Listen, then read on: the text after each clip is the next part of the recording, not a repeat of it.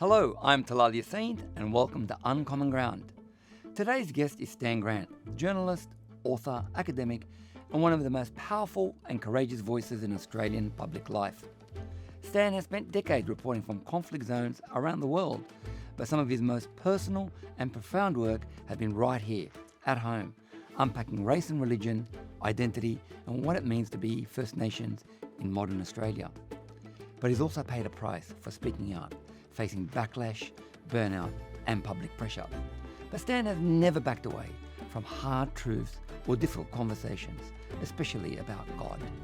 His words carry weight because they come from a deep, lived experience, a sharp intellect, and unwavering moral clarity. In this episode, we talk about the stories that have shaped him, the burden of his visibility, and why hope still matters, even when the odds feel stacked. I trust you enjoy our conversation. Stan Grant, thank you for joining me on Uncommon Ground. Yes, the tables are turned. Indeed. I've interviewed you across a table so many times, and now you're interviewing me, and we have a table. Well, the table is turned. I'm pretending to be an interviewer. I'm more having conversations. I wouldn't even put myself up anywhere near the status of a Which is the interviewer. best interview. You know, I think interviews themselves have become so bent out of shape. I was watching this morning on television, and I shouldn't watch it because it just makes me angry whenever I do, and I don't like to be angry. And the interviewer, the journalist, was asking a question. He asked it, then he decided he'd answer it for himself, and then asked the person, what do you think about that? And it happens all the time. There's the imposition of the interviewer into the subject, and every question is loaded. Whereas I think conversations, I think this is why podcasts have been very successful, I think, is that there's an intimacy and an authenticity to the conversation. So this is much better than an interview. Indeed. It's a real conversation.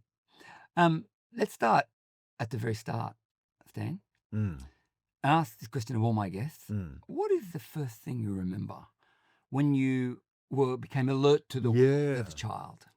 I love music, and some of my earliest memories are associated with music. You know, I think in very musical terms. Even when I write, I'm hearing the words. So I have a soundtrack to my life in many respects. I have a very, very early memory, and I would have been 2 or 3, and we moved a lot. So my family were itinerant, and wherever Dad could find work, we'd move, and mostly within New South Wales.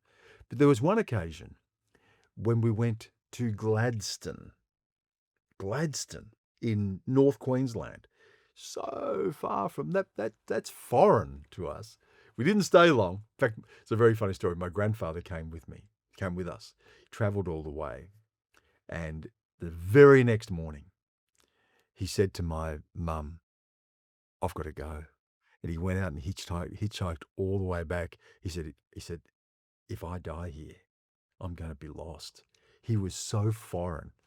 But I remember walking down a hill, and it was a sunny day, and I have an image in my head. Now, I don't know whether this is a faulty memory, because all memories are faulty, or not, but I'm walking down the hill, and I always wore hats. For some reason, I was obsessed with hats, and my mother's always had a hat on me. I'm wearing a hat, I'm holding my mother's hand, and I'm hearing Petula Clark's, Petula Clark, singing Downtown. It's a magnificent song, and it's always been a song that's had this affection for me. So I remember that as a very, very, very young person, 2 or 3 years old. There are other songs. I remember when I would have been 6 or 7, and I came down to Sydney to visit my aunt, who was working as an Aboriginal nurse's aide at the hospital, and we met her at Hyde Park, and I heard George Harrison's My Sweet Lord playing, and I had that in my mind. It's a song by Glenn Campbell called Galveston, and that's, again, one of the songs that bring me back to a time and a place. And I can still remember the moment I heard that when I would have been about 5 or 6 years old. So many of my memories are associated with music that evokes a particular time. So I have quite a sort of vivid memory, and it does go back a very, very long way. And they're, like all memories, they're sort of snapshots, but they add up to something. Tell me about your childhood with music on stereo. Yeah, well, How I've read some of your books, so transistor radio usually. yes. Old Describe it record to me. players. Talk me through it. Well, when I was born, we were homeless for the first 15 years of my life. So when I was born, I was taken back to a broken down old Model T Ford car, a shell of a car. It was on the Aboriginal mission on the outskirts of Griffith called the Three Ways Bridge Reserve. And it was a car in the back of my great-grandmother's house. And my great-grandmother was born on one of the earliest missions of New South Wales. I mean, she was an old lady then. And that was our first home, in inverted commas. And from there, life was a succession of backs of cars, caravans, sawmill shacks. We moved constantly, Talal. Mum and Dad were itinerant workers. My father worked primarily in sawmills. It took a huge toll on him. He lost the tips of several of his fingers in sawmill accidents. He was almost blinded once when lime got into his eyes. He had almost every bone in his body broken at various points. He was a tent boxer to earn extra money. Mum cleaned cars. She did whatever she could. If we didn't have enough money, she'd knock on the door of the church, and the church would give us food vouchers. This was a hard scrabble, hand-to-mouth existence. We were a travelling caravan of a family. We'd pick up different family members, in-laws, nieces, nephews, cousins. My grandfather lived with us on and off, and we'd just move constantly from town to town. My memories of home is not a place. I did not live in the same place.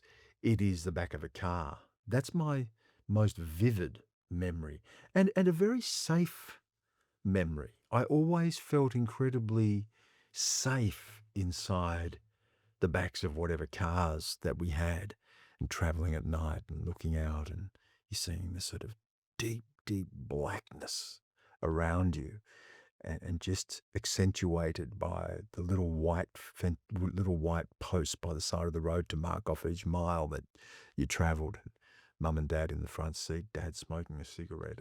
Those sorts of memories are what bring back my childhood for me. But it was a life where we were constantly on the move. I changed schools. I think I added up at least 13 or 14 times before I was even into high school. So it was hand to mouth, itinerant, sporadic education, but always a profound family and a sense of that family. And music. My people loved me. Dad played guitar and would sing, and that was always there in our family. That's fascinating. And so you felt safety. There was psychological safety. Yeah, love. And love. That was the key to it. I mean, so many people today would look at that childhood, and you don't have the perspective of looking back at your childhood. You're living it. So many people would look at that today and they'd go, my God, how do you get an education if you're constantly moving? We hear it all the time. Kids need stability. No, they don't. Kids can overcome anything. You need resilience, but primarily you need love, Talal. We had no money. We lived in one house where it was attached to the sawmill that Dad was working at, and the emus lived in the house. My mum had to chase emus out of the house, clean it, and the emus, who were very territorial, would come back every night trying to knock on the windows and the door to get back into the house. It was this was just daily life. Um, we were poor. There were periods. Once we went 2 weeks and all we had to eat were fried tomatoes. That's all we had. But at the time, that's the adventure of life. And I was, I was loved, and that sense of love, I think, was the key. Without that, it would have fractured. And the courage of my parents, the incredible strength, my dad to get up and go to work in sawmills, come home to at best a meagre meal, mum having to boil up hot water to run a bath for him because we didn't have hot and running water. None of the luxuries of life. It was hard scrabble existence, but there was always a sense that we were in this together, and I never ever felt anything but safe within that family. I used to worry a lot. I was very aware of circumstances. I was very aware that we were different to other people. And I used to worry that my dad would die. That was my big worry. And my dad was quite a distant figure in so many ways because at that stage, because he was exhausted, Talal, from working. But I used to curl up by whatever window the house we were living in, and I'd have these knots. I had knots in my stomach all the time when I was a boy, constantly churning with fear and worry about my dad dying. And I'd wait for his car, whatever car he had. I'd see the dust kicking up down the road, and I knew he was coming home because I always just think, my God, if he dies, and keeping in mind in sawmills and the sort of work he was doing, there was no such thing as occupational health and safety. You could die. People did die. And I thought, if he dies, what are we going to do? So there was that anxiety about the precariousness of our situation. But I always felt a sense of being loved. And obviously unconditional love. Yeah, but hard love, Talal. I mean, Dad, I felt I loved my grandfather, my mum's dad, was someone who gave me the affection. I was very close to him. He used to have this. We used to have this ritual. When it was pension day, he'd send me running around the streets of the town to try to find the mailman to get the pension earlier, the pension check. He'd go down to the street. He'd always take me to get an ice cream. That was his thing. And then he'd give me some cash to check, give me some money to take home to Mum, and then he'd go to the pub. And then I'd hear him come home at night, plastered, banging up against the walls of whatever house we're in. I'd have to go out and help him in. And, if he ever lost money, scattered money, I'd pick it up and I'd hold it for him, I always felt great love and affection from my grandfather. My mother, I felt a great sense of responsibility. I cared for my mother and I tried to take the load off her as much as I could. I did all the things I could do just to make it easier. I never wanted to be a trouble for my parents. And my dad was, as I say, was a very tough man, hard man, a physical man. He wasn't the father who would bring you in and put you on his knee and, give you fatherly advice. He used to say to me, boy, this world's going to knock you down and you better be tough. He taught me how to fight, how to throw a punch, how to play football. Really taught me. He wouldn't hold back. He'd say, you better toughen up. And, but he giving me advice, which terrified me actually. I was about 9 or 10 years old. And he said, 2 things you have to know, boy. If you're in a fight with someone, never grab them with one hand. The thing about going up and you grab someone, I'm tough, I'm going to grab you by the... He said, why would you do that? You're losing one hand. He said, if they grab you by the collar with one hand, you open up on them with 2 hands. He said, the second thing is, if there's a group of them, get up against a wall. you're going to have to fight every one of them, but they're not going to be able to surround you. And he said, never go down. If you go down, they'll kick the life out of you. Stay on your feet, get up against a wall, and take them one by one. Just take as many as you can. And I'm like, this is how I've got to live? But, that's the life he lived. So it was a hard love that's born of really tough circumstances, with this sort of tenderness as well of knowing that all we had was each other. Mm. Fascinating. And the put your back against the wall, take them one at a time, is a good metaphorical advice as well.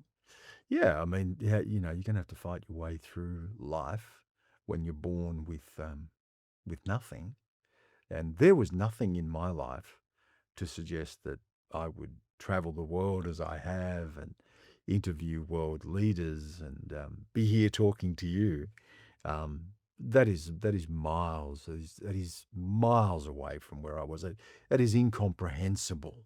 But it was back against the wall. Fight those fights.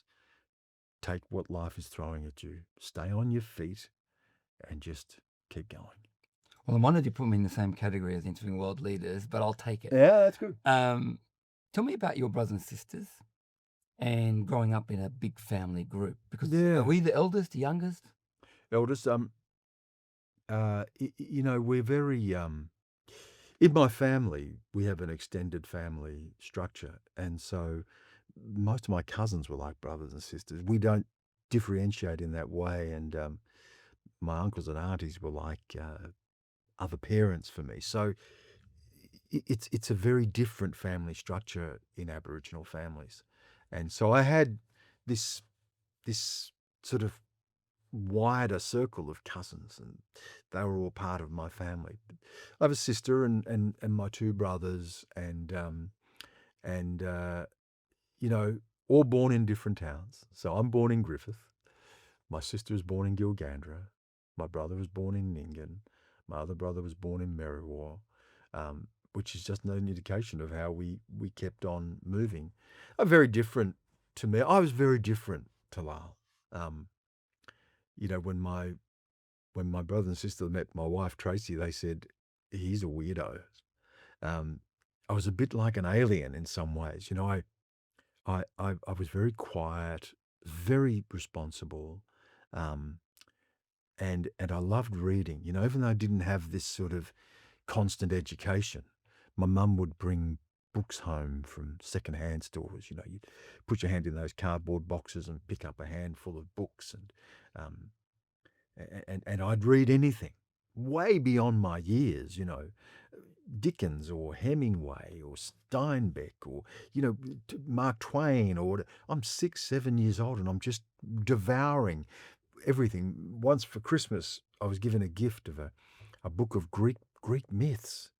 I don't know what Aboriginal kid at 9 or 10 gets a book of Greek mythology, but it did lead to my ultimate interest in Greek philosophy and Plato and Socrates and Heraclitus and Pythagoras. And, so there was a sense that I was just absorbing all this information. My mother said, I started reading when I was about 3 years old.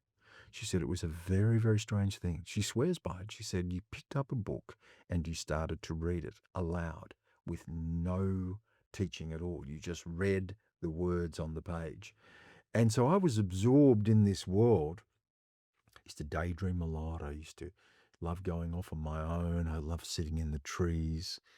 I loved hanging out with the old people, my grandfather and even some of his uncles. That's how old they were. And I was very different, and I had a great sense of responsibility. My brothers and my sister probably enjoyed a more frivolous childhood, but I was not really born for frivolity. It's very, very serious. I can so empathize with you on that. Yeah. It's so You so were like familiar, that? Yeah. so familiar to me. Responsible. Responsible from 5. Yeah. 4.5, translating from my parents. Yeah. But not about me. I really empathize with that. in a lot of ways. But I want to talk more about. So there was this enigma who, some decades later, has two PhDs. Yeah. Apart from being an international journalist and a commentator, became a journalist at some stage. How did you get from this boy, homeless boy? And let me ask a question before I move on. Yeah. Can your parents read any Oh, language? yeah. Are they readers? Yeah, well, not readers per se. I mean, they could read, right? I mean, their education was limited. Yeah. You know, Aboriginal kids weren't getting a great education, but they got into first couple of years of high school. And my mother used to write poetry, Right. which was really beautiful. She's a very poetic soul, and she used to write poetry, which was just so touching, so remarkable, and I mean, really world class, to be honest. Wow. And I think I get a little bit of that sort of literary bent from her. They wouldn't sit around and read books. They had to put food on the To table. survive. Yeah. So you- But I did, yeah, all the time. So, would you say you got your poetic and literary bent from your mother, and your stoicism and grit from your father? Yeah, and In general, in general, I mean, it's something we don't see as much today, and it's a real shame. Is that we associate education and even intellect with socioeconomic status or wealth. People go to the best schools and the best universities. But my dad's father, for instance, he's an Aboriginal man, Wiradjuri man, rat of Tobruk, fought in World War II, had by his bed the Bible and the works of William Shakespeare. Working class people, when I include Aboriginal people in this too, were people of great curiosity. They had an appreciation. It wasn't television, for instance, so people would read and they'd tell stories. My people were great storytellers. You'd sit around and they'd just spin these amazing yarns. And my great grandfather, who was my dad's father's father, was actually known amongst the Wiradjuri people as the storyteller. He had a tree, which was a stump of a tree, carved, Aboriginal traditional carved tree, that his mother, she's born when white people first come here, right? So his mother gives him this stump of a tree when the land was being cleared and people were being forced off the land. And he carried that with him wherever he went. And the old people would tell me that he was well dead before I was born, well before. But they said he used to come into the camp and he'd set up this tree stump and he'd sit by the fire and he'd tell stories all night. So that was in my family, that storytelling tradition and the stoicism that, just to be able to survive. so tell me about. Journalism. Well, let's start with university. You're moving around, I guess, New South Wales mainly. You love reading, you love music. Your parents are trying to survive. How's that boy? Tell me the story of how that boy, who's different, who's already grown up, who's always he's 10 years older than his actual age at any one point in time. Yeah. How does that boy then get into university? Tell me that story. Well, that was never on the cards. I never thought about university as such. No one had ever finished high school. But a lot of things have fallen my way, Talal. If I'd been born 10 years earlier, this doesn't happen. None of this happens.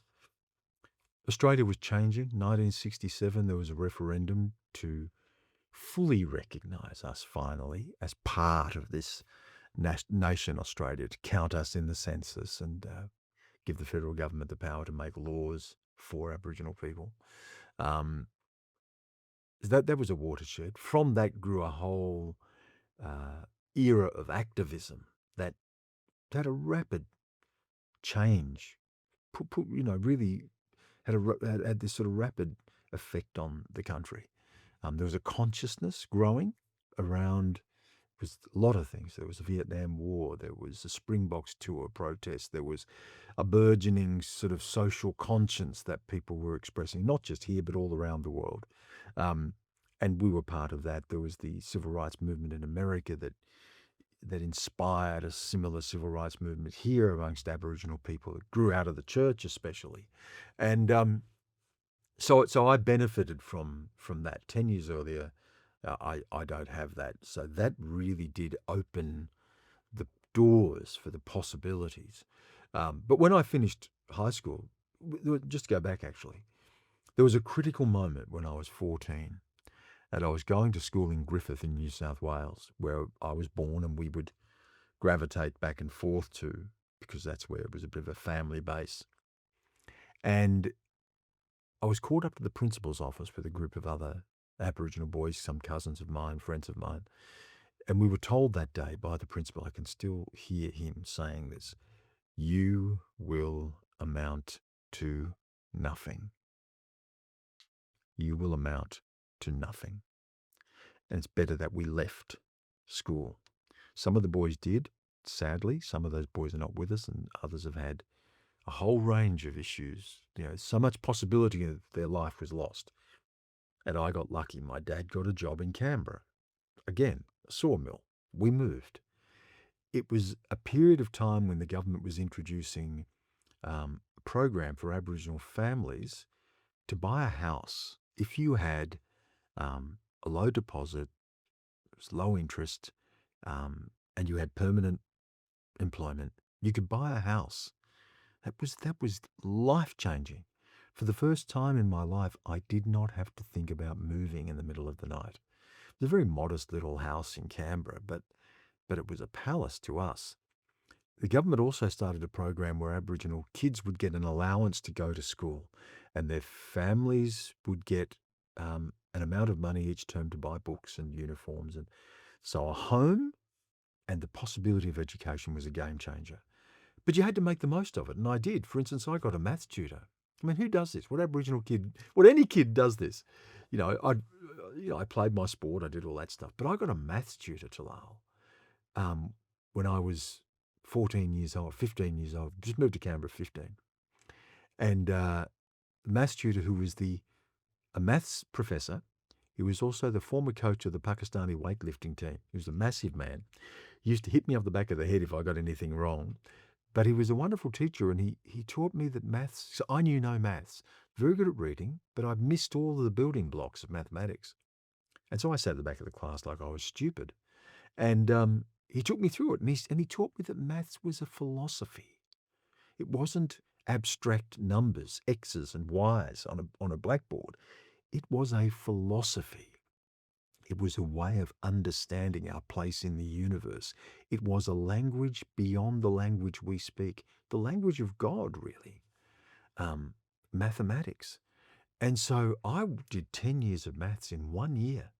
In 1 year, I went from 2 + 2 = 4, which was about where I was at, to Pythagoras' theorem in a year. And I just absorbed everything. I had a photographic memory. I could remember everything. And so home and education, I got through high school. Wasn't easy, faced so many other obstacles. I got a job at the Australian Institute of Aboriginal Studies. My uncle was the janitor, and he got me a job as a mail boy. I delivered mail in the morning, did photocopying in the afternoon. Again, fortuitous that it was at that institute where I suddenly saw Aboriginal people that I didn't know existed. They were studying at university. Marcia Langton was one of them, who's now a professor and quite a well-known voice for Aboriginal people in Australia. And she pulled me aside and she asked me a question I'd never been asked before. What are you going to do with your life?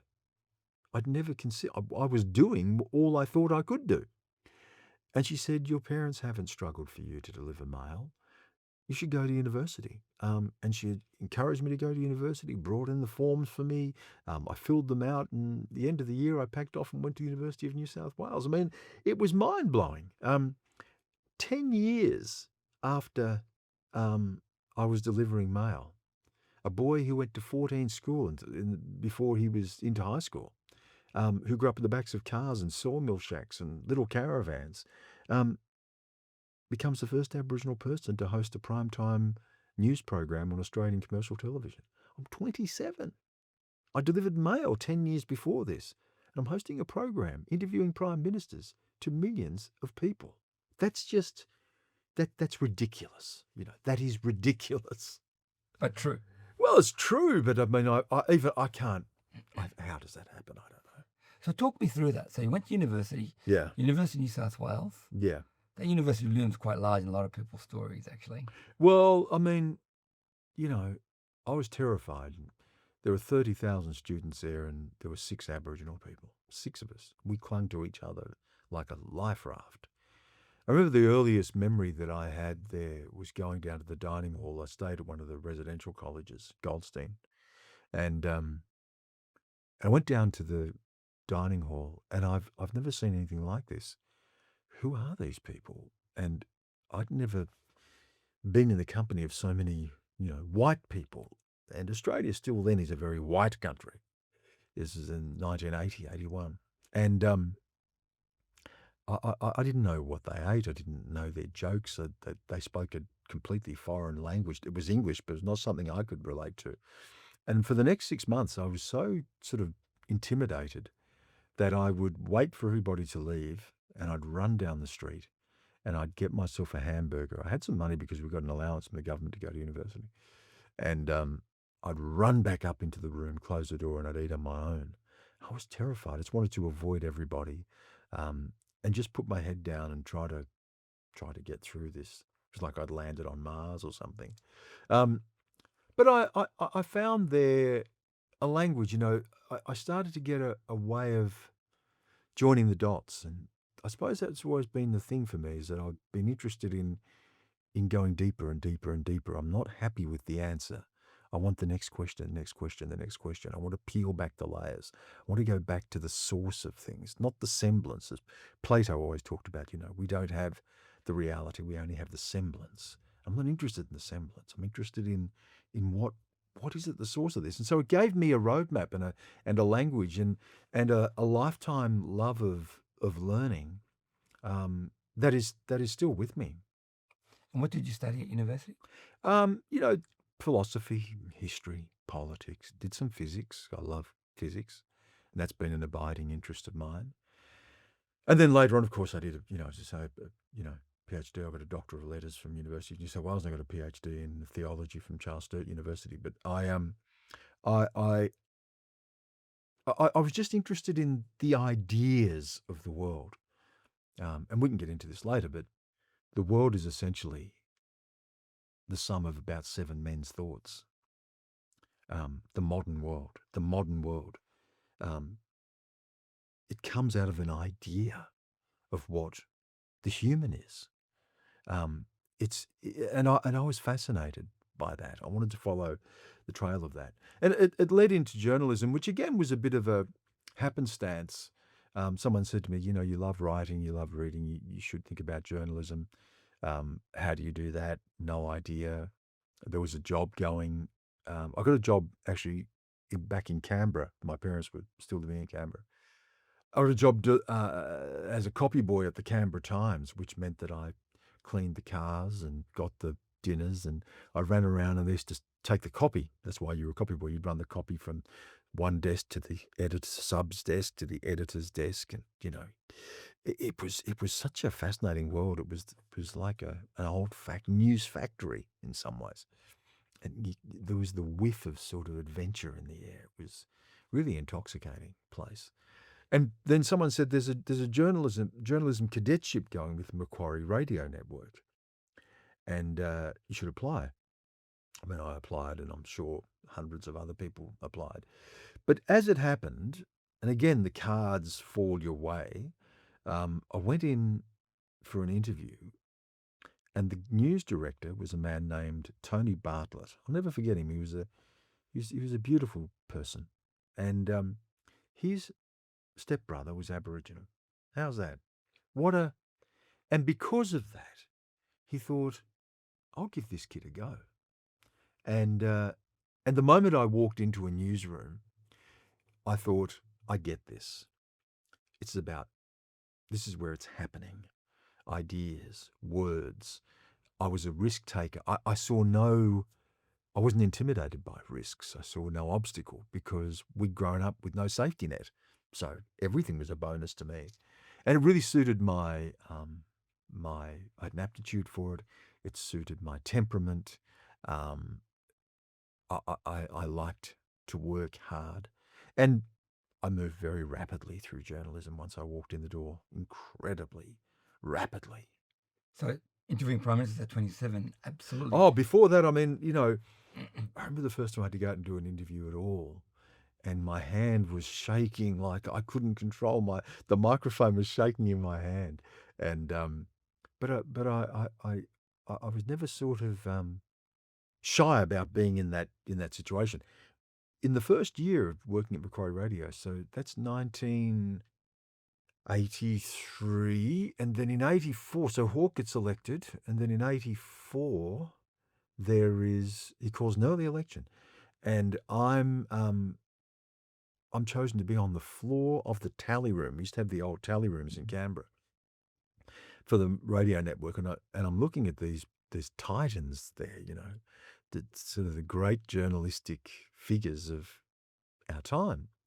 And here's me, and my job was to run around the floor and interview everybody, And I remember when Hawke walked into the tally room, and I'm there, and he'd won. It was quite a tough election, actually, quite hard fought, and and I'm there in the midst of it. So that happened so fast, Talal. It's amazing. Yeah, crazy. So you're from the Teller Room 84. Give me a sort of some sketch of, so went from ABC, at some stage you went overseas? Yeah, well, Macquarie Radio first, and then someone said to me, "Oh, you should be on television. I think you'd do really well on television." And I'd never thought about doing any of this stuff, let alone being on TV. And they said, "Oh, you should go to the ABC." The ABC, so they put me in touch with somebody, and I sent off a letter.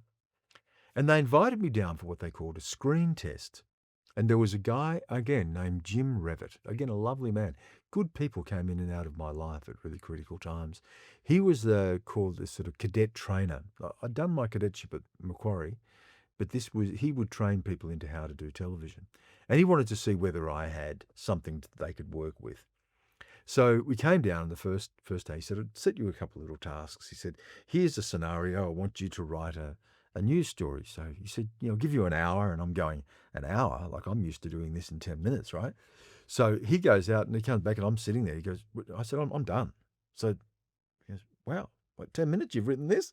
I said, "Yeah, I mean, I'm really fast at putting ideas and stuff together, and my aptitude is writing."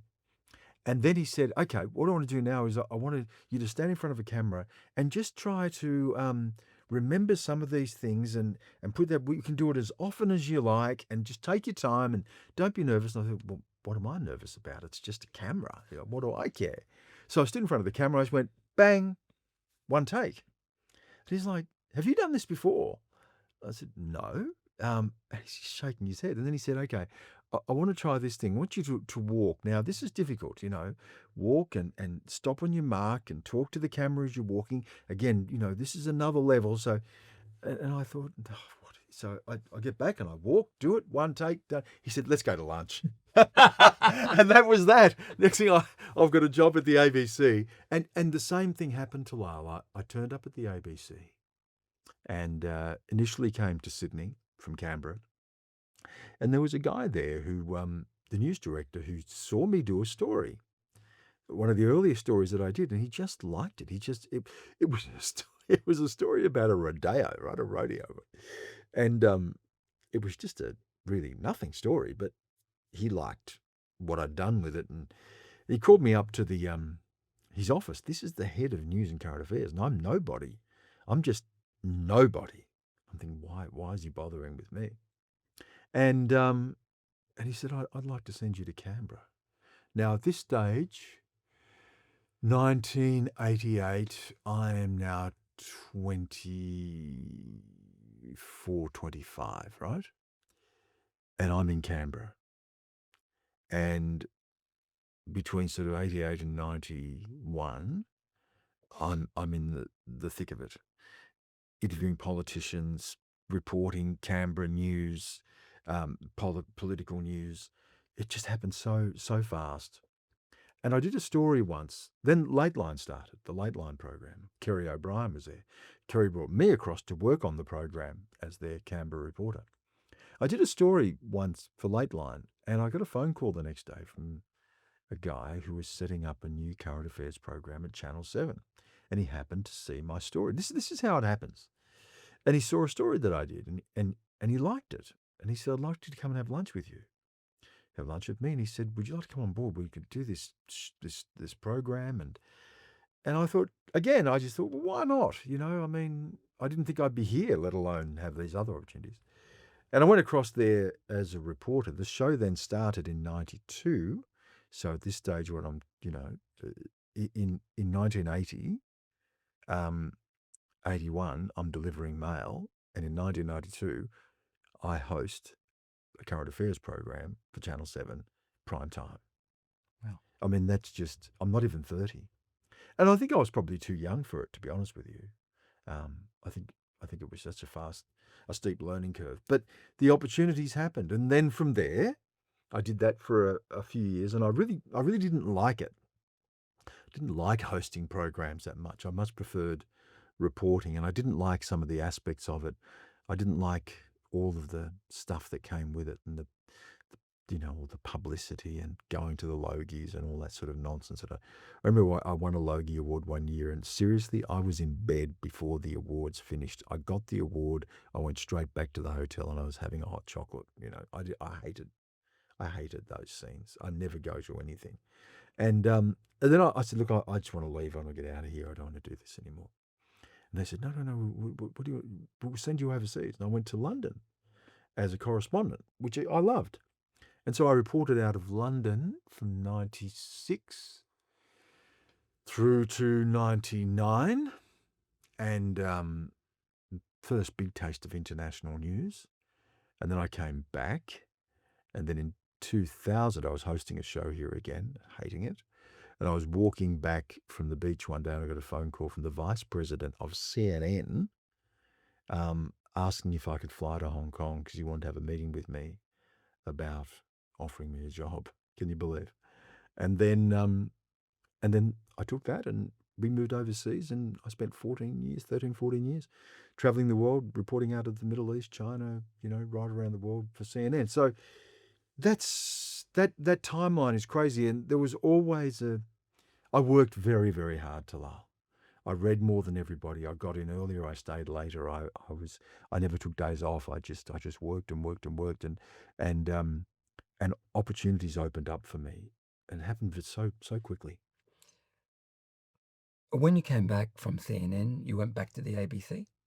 Sky News, first of all, they were, before they became the Sky that we sort of know and today. But I did an international news program for them. It was time for me to come back. I loved being overseas, and we had a wonderful time. And I loved CNN. It's a highlight of my journalistic career. I probably should, in hindsight, I wish I'd left journalism after that, because after that it just lost its luster. And I loved it, but I'd suffered PTSD badly. I'd seen a lot of really, really hard things.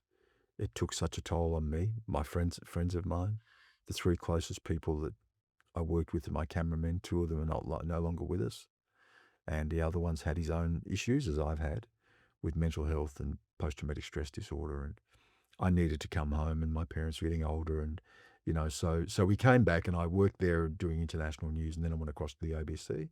And I was global affairs editor, Asia editor, host of Q&A, worked on different programs, We'll get to the ABC in a second. I want to talk about family a bit. But I could tell you hated hosting programs when you interviewed me a couple of times. Yeah, at the ABC. It wasn't me. It was not you at all. It was kind of like you were just sort of sitting. Well, I felt like I was in a straitjacket. I remember before I finally left it, I was sitting in the makeup room one time before I was going on to host Q&A. And when I was on air, I didn't mind the sort of, the doing of the job, but I hated everything around it. I was sitting in makeup, and I thought, what am I doing this? Why am I getting made up? I didn't want to get made up and sit on a set and do these things. I was interested in ideas and words. I'm not interested in doing this. So yeah, I think you were right to pick up that Yeah. sense of frustration. It was indeed a frustration, which I didn't know you to be a very frustrated person generally. Tell me a little bit about when you came back. y- I we got reacquainted. Yeah, So I got yeah, to know you at CNN, that's right. and the next thing I learned is that you're living with Tracey, Yeah, your yeah, wife, yeah, yeah, in Auburn, yeah. and you're a next door neighbour As a cousin. of one of my In-laws, cousins, yeah. my in-laws' cousins. Yes. And it's like, wow. Yeah. And I asked you that, and I want to open up Yeah. a bit about your, where'd you meet Tracey, your Oh, your, yeah, yeah. your Well, kids. Tell me a bit about that. Trace and I, we met at Channel 7 actually.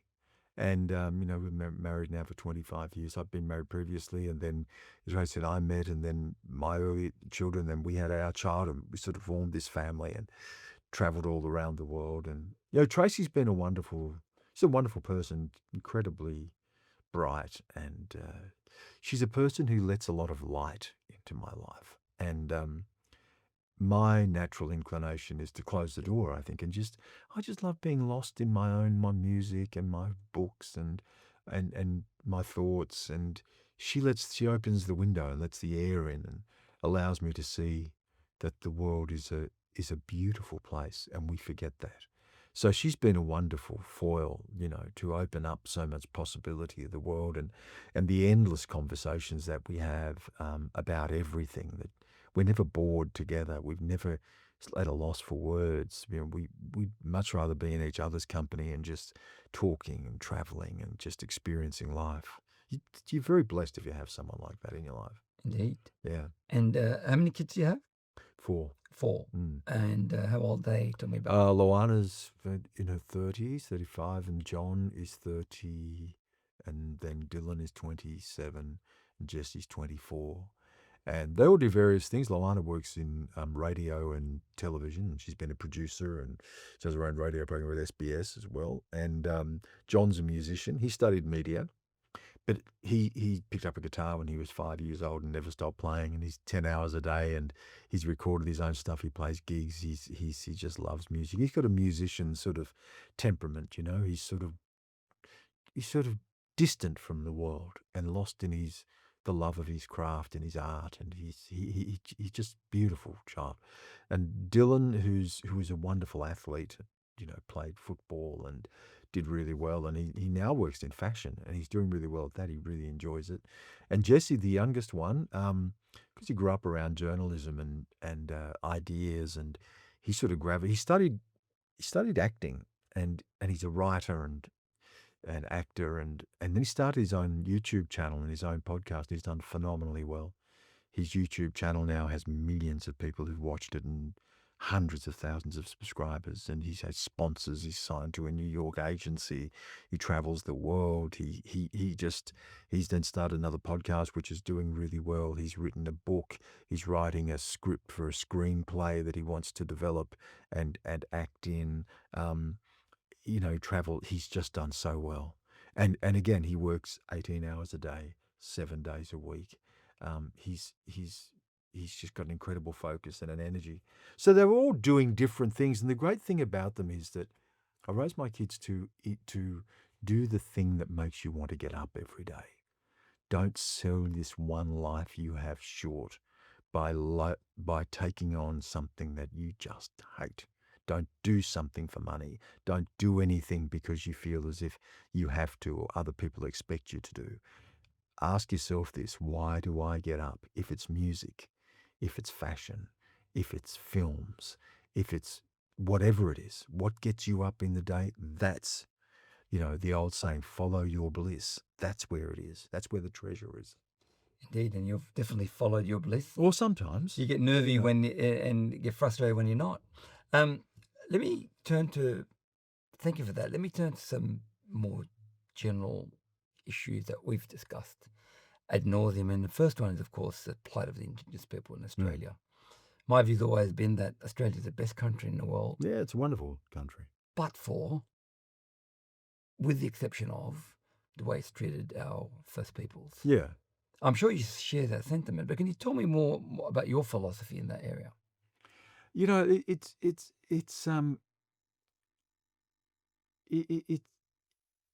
again, because I like to always ask the next question and the next question and the next question. The one thing I've learned as a scholar and as a journalist, as a writer, is that never trust appearances. Never trust what people will say. Never trust a narrative. It's always much more complicated, Talal. When the British first came here in the colony, there was a period of great relationship between white and black. Aboriginal people took British to the best farmland, the best waters. There was great relationship. Then there was a period of, disease was ravaged Aboriginal people, absolutely destroyed so many of the earlier population. I have family that goes back to that Darawal on my dad's side, on my dad's mum's side. It goes back a long way, and then there were of course the conflicts that arose as there was this encroachment further and further onto Aboriginal land and Aboriginal people pushed out. But at the same time, we're having children together. Where do we all come from? We're born out of this complex frontier of disease and violence and segregation and exclusion and racism. And in the midst of it, new families being born, new people being born. These things are always incredibly complex. And the Australian nation is like every nation. It's not a story that can be summed up or simplified in one particular way. It is the sum of so many stories. And I'm open to all of it. Now, the treatment of Aboriginal people, undoubtedly, if you look today and you say, who are the most imprisoned and impoverished people in the country? Aboriginal people. And what is the thing that connects to that? The loss of our land, the loss of our place, the loss of our economy, the exclusion, the segregation. Now, Australia is grappling with this, and there are so many different, in so many different ways, from reconciliation to recognition to government policy. We've had native title, land rights, a nation wrestling with this, and still at the heart of it are people suffering. And so, I saw what that suffering looked like up close. Saw it in my father's body, in their souls, the pain that they carry so deeply. But then I also saw this incredible ability to laugh and have joy and love. So I'm very wary of things that say this is how it was, because it is always so much more complicated than that. I absolutely agree, because you were telling me just before we came onto the podcast that you're not only Indigenous, you've got some Irish. Yeah. So tell me about the Irish. Yeah, so my great-great-grandfather, John Grant, was an Irish rebel. He was part of what was called the United Irishmen, Catholic rebellion against the British when the British were occupying and still occupying Northern Ireland, still occupying Ireland. And he was part of these uprisings. His mother, his brother, and his sister were all executed. And he, being 17, was deported or transported to Australia as a convict. And it's essentially, you're talking about a political convict, really. And, in those times, people would get transported for 7 years or 14 years. Then you would get your ticket of leave and you could stay or you could return. Or you would get life. He was transported at 17 for life. You are never to set foot in Ireland again. That's extraordinary.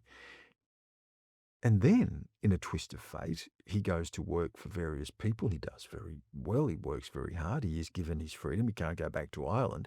But after the Europeans crossed the Blue Mountains, and the Wiradjuri people, my father's side, then engaged in a war for 3 years with the British. And at the end of that when land is opened up for so many of the British, or in his case, the Irish, he gets a huge parcel of land. When he dies, he is the richest Irish Catholic in the colonies. And he has a whole family who are white, but he also leaves behind a whole family who are Aboriginal. And we all have that name. And I suppose, in so many ways, he is in me and that history is in me. There's other Irish in me and on other parts of my family. And so I feel a great affinity to Ireland. And when I was in Ireland, I felt like this had a resonance. We carry our homes in our DNA. We have historical memory. There is a relationship to place when you have been there for so long. And the Irish have been there for thousands of years. And so when I went to Ireland, I thought, wow, I don't get this in Spain or France or even in England, but I get it in Ireland. And so that was really an important part of me. So in many ways, I look at myself and I go, my story could never happen anywhere else but in this land.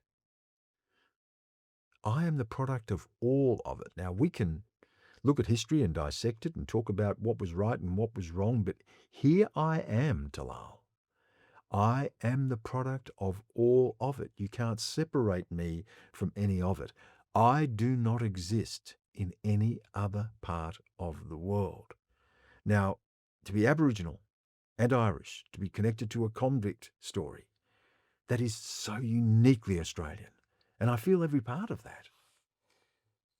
There's a big jigsaw puzzle there. Yeah.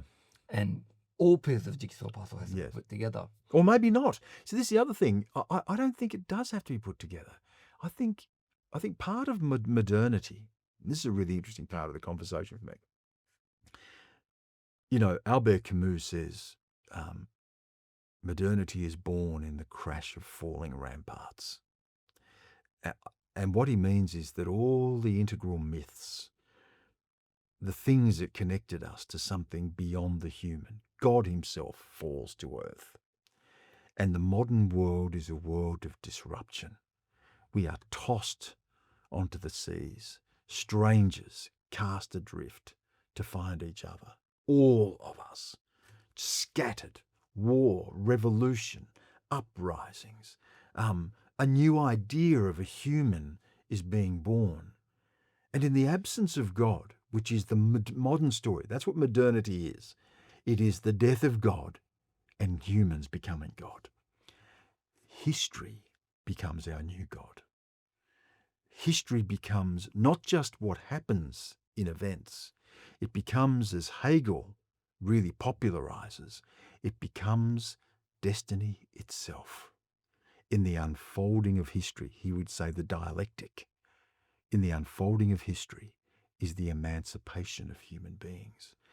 And we have come to think in historicized terms. And part of history is the ultimate reckoning, the emancipation. And part of that is a putting together. So rather than accept that the jigsaw puzzle can be tossed into the air and we can live, as Martin Heidegger said, tossed into the world, Dasein, he called it, being, finding ourselves already on the train after the train has started moving, and to live with all of that. Or we can try to put it all together and piece it together and call it justice, call it rights, call it politics, call it democracy, call it a nation. And these things are not actually how we live. We live with the broken pieces of the jigsaw puzzle. And I love that. I agree. But can you tell me about the one piece of the jigsaw puzzle that led to you leaving the ABC and Tracey following you shortly thereafter? Yeah. Can you talk me through the coronation and what you felt and that Q&A? Yes. Let's just go back a step. This all happens during the voice referendum. So you can't separate those things. And the voice referendum was another attempt by Australia to grapple with the unfinished business of history. Again, I'm actually seeing this now. Why do we have to finish the business of history? It's very Hegelian. Let's finish history and let's go beyond history. Let's reconcile. Let's recognize. Let's have a voice. Now, I understand there is a practical element to that. But the philosophical notion of finishing history is something that sits very awkwardly with me. And anyway, so the voice referendum is underway. And at the same time, the Queen passes away, and then there is the coronation of King Charles. And on the coronation night, part of that, as it rightly should, would be a discussion of the impact of the Crown on Aboriginal people. And I had a really, really wonderful conversation. There was Julie and Lisa, who's a dear friend of mine and person of great integrity, and he's also a monarchist. Craig Foster, who's the head of the Republican movement. Teela Reid, my cousin, who's an Aboriginal lawyer, and me. And we're involved in this conversation around the good, the bad, whatever. And, I'm said, well, look, bad things happen under the seal of the Crown. And that's undeniable. And we had this great conversation that I thought was very warm and very generous and very respectful, because I'm a great believer in respectful conversation. I'm not interested in just being what Plato would have called a charlatan who imitates talk, who just speaks to convince. I want to speak to have dialogue and engagement. But it all blew up, and there was an avalanche of hatred and criticism, and people sending in complaints that I had hated on Australia, and there was this angry rant. None of it was true at all, but it did trigger a huge backlash. And my family was abused, my parents, my children. There were death threats against us, and in the midst of it, the ABC did very, very little. I told them to expect this. In the middle of a political campaign, people were going to seize on anything to politicise it. And I said, if you're going to have me on the program and other Aboriginal people, you need to protect us and defend us when the criticism comes. And there was nothing in any of the complaints. There was no editorial breach. There was no, there was nothing that was unfactual. But the ABC did very little, and I felt as if I was just on my own here. And that's when I decided, I think, to do something that I probably have been thinking about for a long time, which is to get out of journalism. And it wasn't because of the racism, because, I get that a lot on air. There is an ugly rump of that in Australia. Not all, not even a majority, far from a majority. But one drop of poison in a bottle of water contaminates the whole bottle. And I'd always had to deal with that. But in the lack of support from the ABC, which they then apologised for and acknowledged, there was also a sense that I thought that we'd lost a way to even speak to one another. The voice referendum was exacerbating that. I thought the media was contributing to conflict, and I just decided, that's it, I need to get out of here. And I did, and it was the best move for me. I'll talk to you about that in a moment. I think that's a really important move. Can I ask you a few questions about the ABC? That vaunted, august organisation that we all love so dearly. I love. And people like me love it. I've never worked there. It's been an amazing, I grew up with the ABC. But there's a distinct sense that, talking to a friend, Antoine Latouf, they let it down badly. Talking to our good friend Stan Grant, they effectively abandoned in the face of, criticism that wasn't. It was political. Coming. It was political. But so let me ask you the question: is the ABC at its heart a racist organisation? Because there's a model, there's a pattern forming. Let's just go back to what the ABC has told us about itself. There's no point Stan Grant sitting here and giving you an opinion. Let's go to what the data tells us. Now, the ABC, in the wake of my departure, undertook a complete review of racism within the organisation. Now, there were many different people, Aboriginal people, people of colour, who had complained about how they felt they were being treated differently, not supported. And the ABC is an institution that is still profoundly white in its management structures, in its people on air. There are more people with British accents on air than there are Aboriginal people. Right, so that tells you something. In senior positions. And it's difficult to extract the organisation from that. That's what it is. And in its review, it found that there were deep-seated issues of racism and not enough care and not enough support.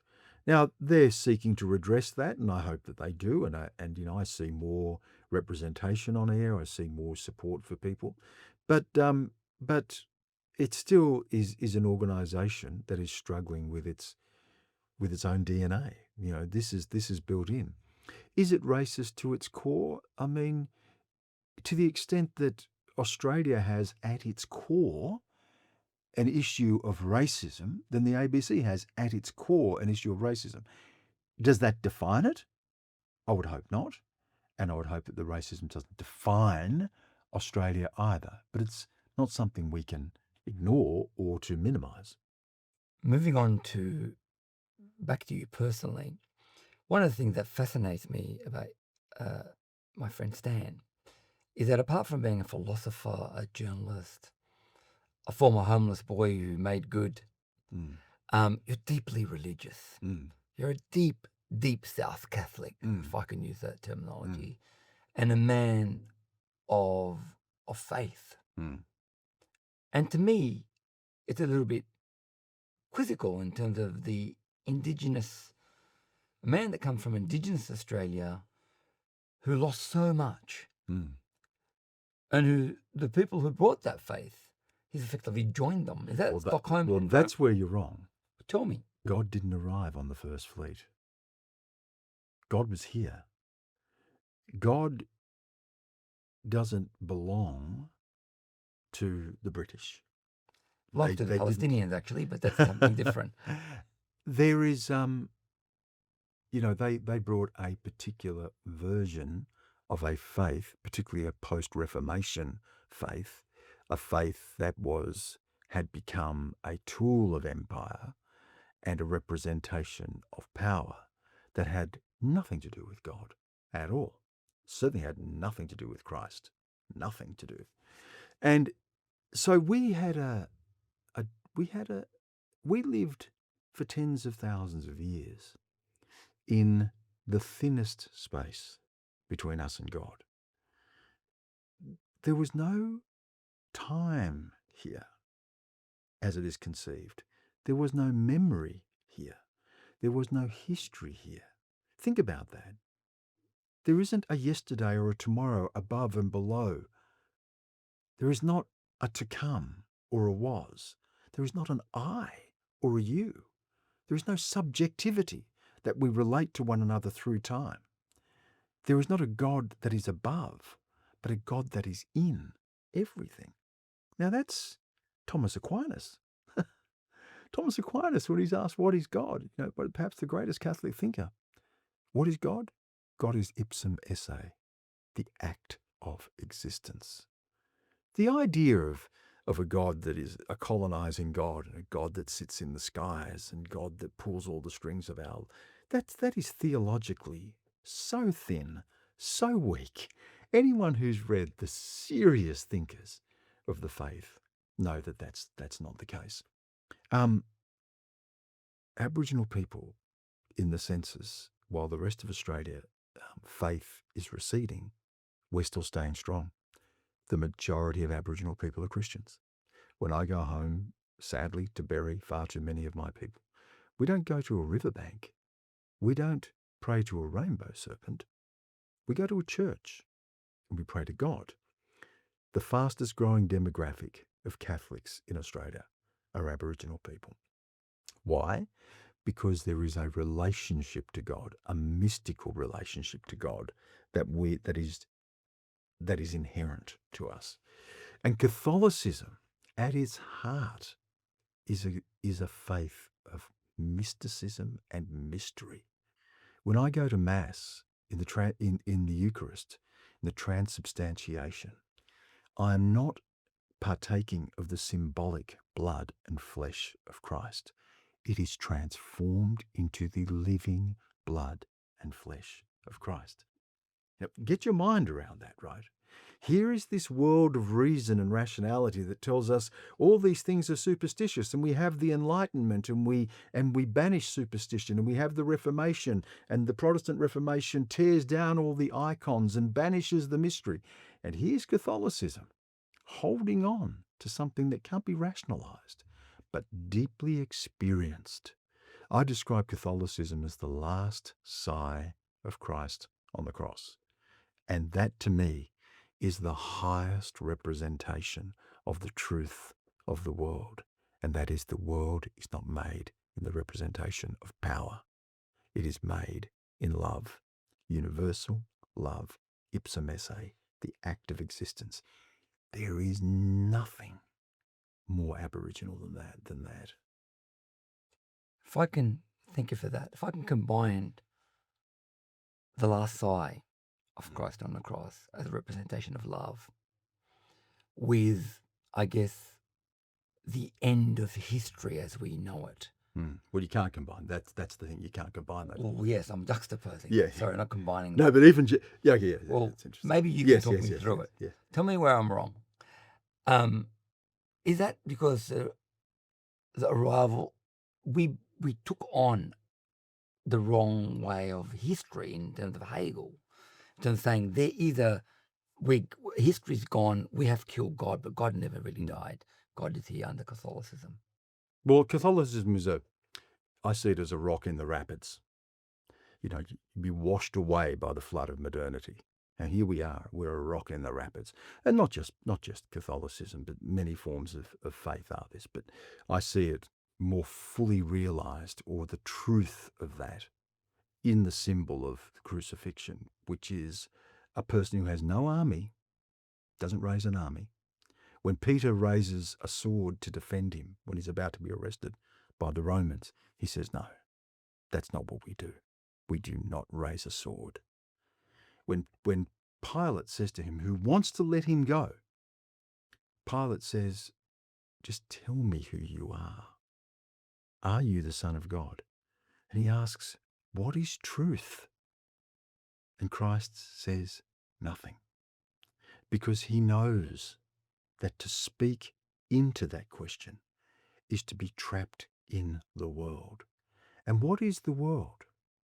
The world is the fallen world that we have made. And what Christ does, he comes to redeem us from the fallenness of the world. And in his last breath, when he says, Father, forgive them, they know not what they do. That is not a forgiveness for some. And this is the hard thing, Talal. It is a forgiveness for all. What he's saying is, on this broken body of a man abandoned, with no wealth and no army, who is prepared to die, he says, you are all released from everything that you are capable of doing to one another, now and forever, regardless, before it has even happened. You are released from this. When he's saying forgive, he's really saying there is nothing left to forgive. This is the end of it.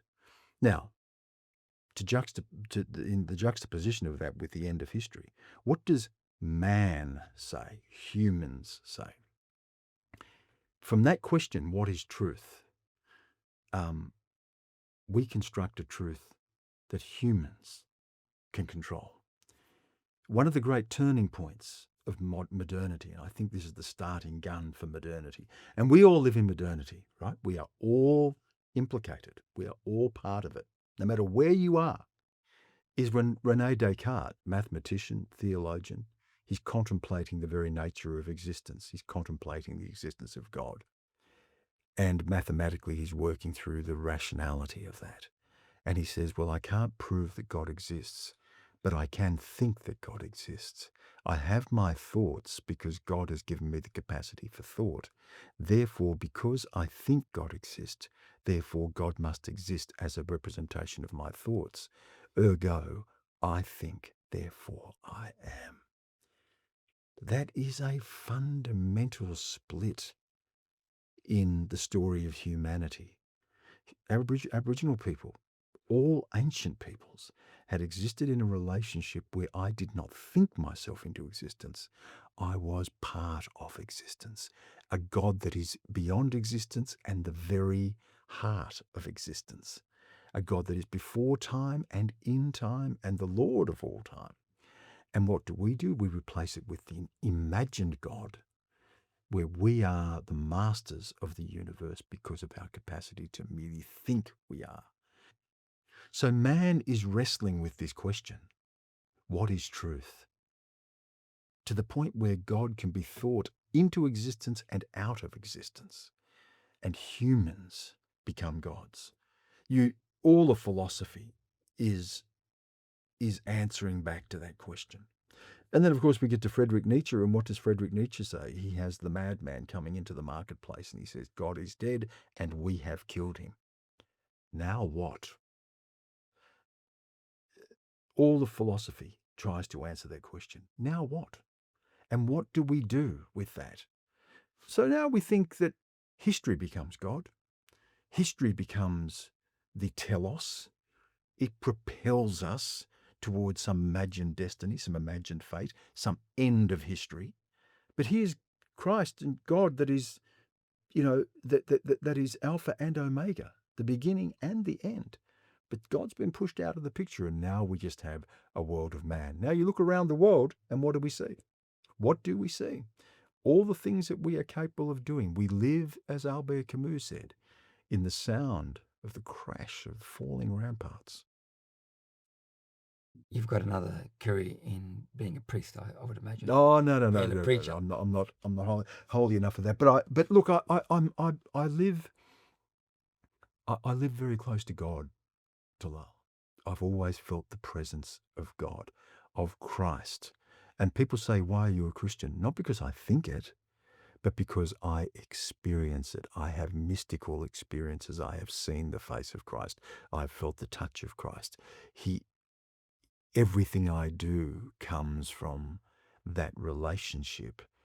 I could not think anything independent of that relationship, that experience. It's in every part of me, and it calls me to the best part of me, and it takes me beyond the veil of the world.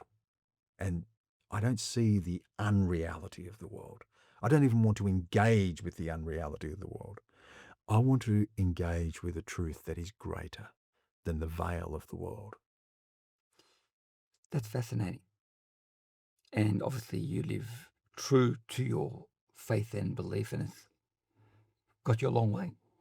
Well, it didn't have to get me anywhere, of course. I mean, here's the point. It's like, even if I did nothing but pray in the morning, be good to my family, smile at a stranger, I'd be doing God's work.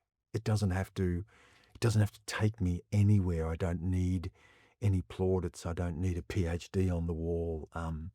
My parents live every day with a grace that I could not approach in the thousands of books that I've read. Wow. Let me take you to a different topic, slightly less controversial.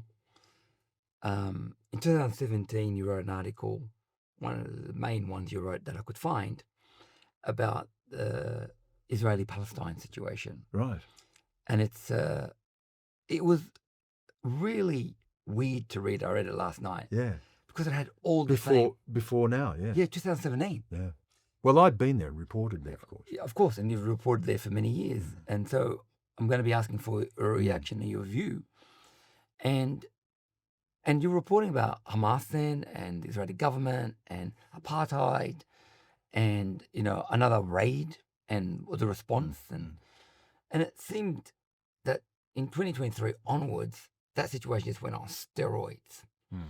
And where we are now in August of 2025, there's an announced,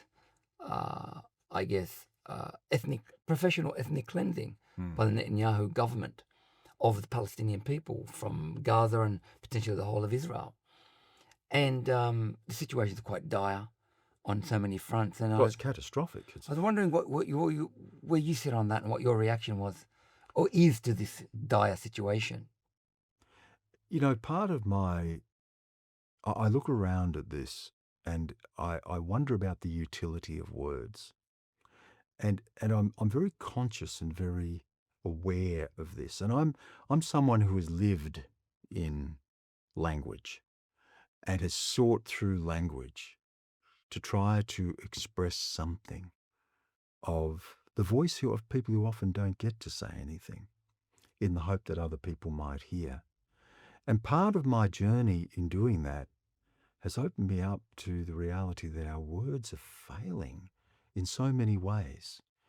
And we live in a world now where we seek to capture things in words that have a particular political utility, or words that I'm very mindful of words, Talal, that try to rise to the occasion.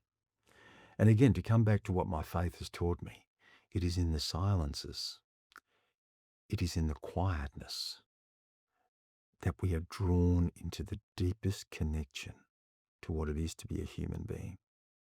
Now, we are seduced by the noise of the bombs, the noise of the attack, the cries of a hostage captured by Hamas, the cries of a child dead in the rubble. And we miss the beating heart of what it is to be human. And I will not give in to the noise of a protest. People who go and put an image of themselves on Instagram. Look at me, I'm out here, I'm defending, I'm doing this. I don't doubt the sincerity of people to do that. But every image of ourselves we put up is another image we don't see of some child who never gets to speak. And I'm so aware today that we seek political responses to a human catastrophe. What happened on October 7 with the Hamas attack was a human catastrophe. What is happening in Gaza is a human catastrophe. It is not a political resolution. It is something that is born out of the crash of falling ramparts. We all created this, Talal, this situation. We have all created this. Our participation in a world that has strayed so far from what all the ancient peoples and the ancient faiths have told us is the true place of the human in a relationship to the divine. We stripped that. God's dead, we've killed him. Now we make it all up. Rights, recognition, statehood, terrorism, war, democracy. It's a language that takes us further and further and further from one another. And one of the things that I've become very conscious of is the limits of my own words, the limits of news, of journalism that does not see the grieving mother. I've been there. I know that war is so quiet. War is not the bomb. War is the muffled tear after the bomb. In the midst of war, people have to do the things that human beings do. And the noise of the world and the politics, the swirling politics of this, that everyone is looking to claim something, get some representation of themselves. Look at me. It takes us further from the cry of a child. So how do we resolve the current situation where you are effectively observing a modern nation state committing to and then probably carrying out mass murder? In your analysis, it's not only representing and terrorism and attacks, but when a stronger side is attacking a weaker side and they're trying to talk to power, it is my view, has been many people's view, I guess, that being neutral in any way is being on the side of the oppressor. You've got to work out who the oppressor is. Well, neutrality, first of all, we have to go back and ask ourselves, what are we fighting for? Okay. When we say a weaker side and a stronger side, that is not always the same. And, the weaker side is tomorrow the stronger side. What are we fighting for? Are we fighting for a humanity? I look to what calls me to what I know is the truth of the world. the truth of the world for me is unequivocally contained in the last sigh of Christ. If we lived that life, if we lived a life of no power, of no wealth, of no call for vengeance, of no politics, God, Christ says, "Render unto Caesar what Caesar's." That's not real. If you live a life of forgiveness, we don't have Gaza. We don't have what the Hamas attack. We don't have Ukraine and Russia. We don't have Sudan. That's another thing. No one talks about Sudan. Or Yemen. Because our conscience follows the television camera. And there's something in this that we need to reflect on. We go and we protest, and again, I don't doubt the sincerity of people who are just saying, what can I do? At least if I go to the street, I can say something. And then who are they ignoring? Yeah. Who are they prepared to let die because their conscience is not so conspicuous there? How many times do we walk past a beggar in the street to go to a protest for somebody else? How many people who are protesting have never contributed a cent or gone there or asked what they can do? Because that's a little bit harder. So I'm just very mindful again of the world that we are trapped within. And even in our voice of resistance, we are reifying the very world that we seek to resist. So when we say something like, what is the resolution to this? Is the resolution a political resolution of bordered states, and then we rebuild Gaza, and then we do this and then what? And isn't the bordered state, isn't the nation state, which doesn't exist anymore, by the way? I mean, the call for a two-state solution, do nation states exist anymore in the world, Talal? On paper they do. Do they? Even on paper, do they? I mean, we live in a world of non-bordered states. The biggest state in the world is Facebook. We trade beyond our borders. We consume beyond our borders. I can go and buy something from online today from the United States as easy as I can walk to a corner shop. Our sovereignty is pooled. We are indebted to a global financial system that erases borders. What are we talking about? Does the modern nation state really exist in anything that? And then think about this, Talal, because again, my mind, I'm looking for the bigger thing, the bigger thing, the bigger thing. The modern nation state is born out of Newtonian physics. It was a response after the 30 Years' War. It was a response to bordered states where people could enforce peace based on a Newtonian principle of equal and opposite force. The Newtonian physics does not speak to our modern world. We live in a quantum world of superpositionality, a quantum world of entanglement. A particle here and a particle here, the mere observation of that particle changes the nature of that particle. We are conducting politics on a 17th, 18th century idea of science. It doesn't even speak to our future. We don't live in bordered states. So the resolution of something that seeks a 20th or 19th century resolution to a 21st century problem that reifies the very source of the problem, which is that nation states armed to defend themselves and to enforce peace will ultimately go into war against each other, as we have seen time and time and time again. So again, I'm not interested in facile solutions. I'm not interested in just a resistance that reifies the very problem. We live in the fall of crashing ramparts. We have brought the universe crashing down on us. We have made gods of ourselves and a world in our image. Then we blame God for what is happening in the world that we have created. So we're out of words, Talal, and we're out of solutions, because the only solutions that we have are the solutions that guarantee the continuation of the problem. One of your solutions to your next steps has been to form the Yindyamarra Trust at Charles Sturt University. And it's an amazing step to go back to your roots and back to love instead of conflict. Can you tell us a bit more about that and what the plan is? Well, we existed here for tens of thousands of years, and we existed, not perfectly, who does? But we existed in a relationship to something that required that we give something rather than receive, and a relationship to the divine which saw no separation. It's why Aboriginal people were able to take the strangers to the best land and the best water, because they were brought into a system that we did not possess. It's really weird. I hear Aboriginal people talk about sovereignty today, and it is so far from any notion of how Aboriginal people existed. It's entirely British. The sovereignty we talk about is John Locke's idea of sovereignty. That's what it is. Again, to go back to my previous point, it's trying to solve the problem with the problem, right? So our language, our concepts are all so inadequate.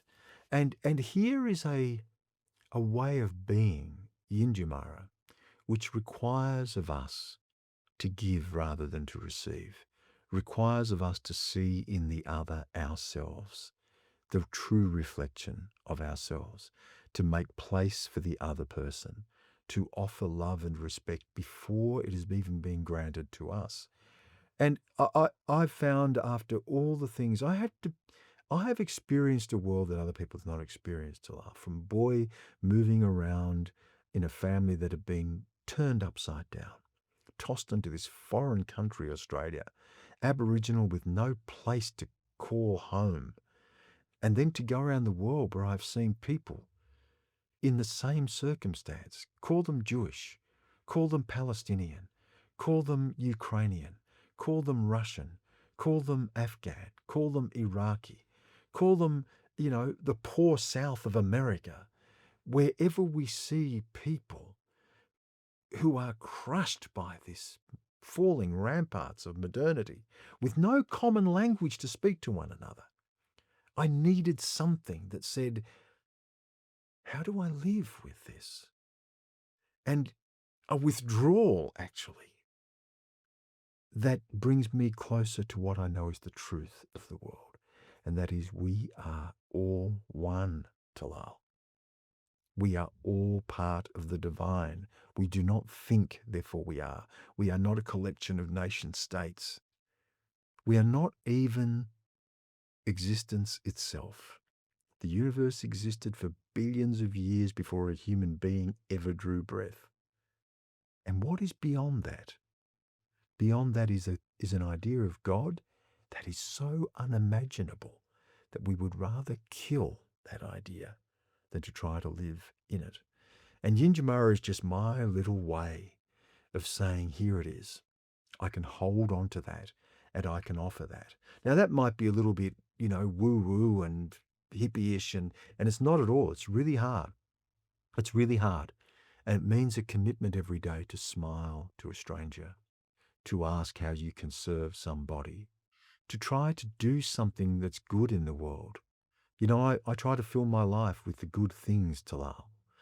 I love the music of someone like Arvo Pärt, the Estonian composer, whose answer to the horrors of the world is to put beauty in it. It's to read the great works of literature. It's to sit under a tree. It's to enjoy a meal. It's to sit with my friends and my family, to open my heart to all people. And if we do that, I know if we do that, we don't have the world of horror that we inflict on each other. I like to finish up podcasts with a set of quiz, short questions and answers, and they're just first gut instinct, and they hopefully elucidate some more of the great Stan Grant. So, what's the biggest misconception you think people have about Stan Grant? That they think my words are me. What could you not live without? Family not included. Family not included? Not included. God, music, beauty. What's your secret guilty pleasure?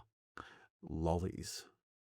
I shouldn't eat them, but I just have this insatiable sweet tooth. And I'm not someone who'll go crazy on it, but when I'm writing especially, and I'm writing all the time, but when I'm really intensely writing, I burn so much energy, and my desire for sugar hit is so pronounced that I usually have some bag of mixed lollies around. And I might only just have a handful a day, but I just seem to burn when I'm writing and reading, and just burn so much energy. The lollies are my guilty pleasure. You and I are alike. If you were walking into an ABC studio as Stan Grant, the man we know today, and you could whisper into a 21-year-old Stan Grant, coffee boy, at the Canberra Times, what would you say to them? Knowing what I know now, I think I knew that then too. Never kill God for the world. Always know what is true. Stan Grant, thank you for coming on Uncommon Ground. It's been a pleasure. Thank you, Talal. My pleasure indeed. Thanks for listening. If you've got something out of this conversation, I encourage you to share it, rate it, or leave a review, as it really helps others find the show. And if you're not already subscribed, hit that button on your podcast app or on YouTube at Talal Yassine. We drop new episodes every fortnight, each one a deep dive with someone who isn't afraid to speak their mind and stand their ground. Until next time, stay curious, stay grounded, and don't be afraid to challenge the status quo.